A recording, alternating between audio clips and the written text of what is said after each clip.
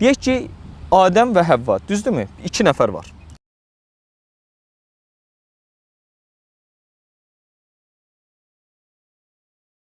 Ki, Adəm və Həvva, düzdürmü? 2 nəfər var. 2 nəfərdən 2 uşaq dünyaya gəldi. Bir bacı, bir qardaş, düzdürmü? Ondan sonra başqa bir bacı və qardaş dünyaya gəldi. Bunlar çarpaz şəkildə ailə həyatı qurdular. Qurarkən bunlar kimin şahidi olacaq?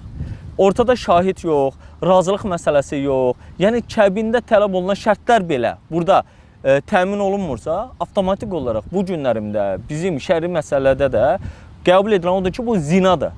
Yəni qeyri-rəsmi intim münasibət. Bu da haramdır. Baxın, və böyük günahlardan sayılır.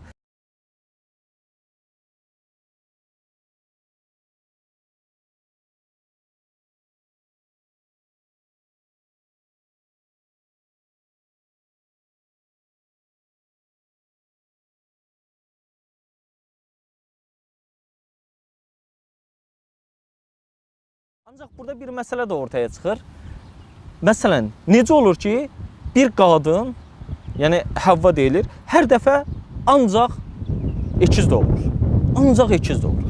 Yaxşı, deyək ki, ikiz doğmasını da başa düşdüm. Necə olur ki, həmişə ikiz doğurur və həmişə də bir qadın, bir qız, bir oğlan doğurur. Sonra da bunlar çarpaz evləndirilir.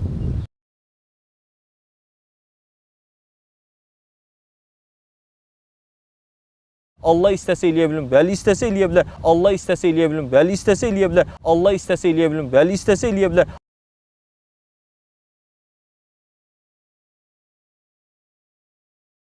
Və ona görə də əziz dostlar, Adəm əleyhissalamın övladlarının bir-biri ilə evlənməsini söyləmək Allaha qarşı iftiradır, böhtandır.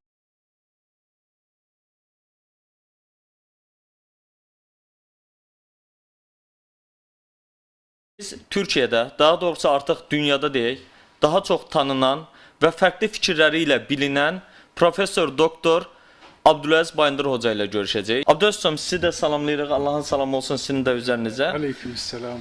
Adem Aleyhisselam ve Havva annemizin ikiz çocuklarının bir önceki ile bir sonrakilerinin evliliği konusunda klasik yorumlar dışında bir açıklamanız var mı? Nisa suresinin ilk ayetinde Allahü Teala diyor ki: Ya eyyühen nâsü ubudu rabbekumullezî halakakum min nefsin vâhide. Ey insanlar, sizi bir tek nefisten, yani Adem'i bir nefisten yaratan ve halaka minha zevceha, onu da o nefisten yaratan.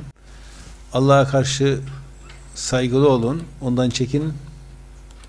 Ve besse minhuma ricalen kethiren ve nisa. O ikisinden çok sayıda erkek ve kadınları yaymıştır. O zaman Ademler diye bir şey yok. Bir tane Adem var, bir tane Havva var. Onun çocuklarından yayılmıştır. O zaman mecburen bunlar birbirleriyle evlenmiştir. Çox sağ olun əziz tamaşaçılar. Bu günlərin bugünkü verilişimizi burada yekunlaşdırırıq. İnşallah gələn verilişlərdə görüşmək üzərə. Allah'a emanet olun.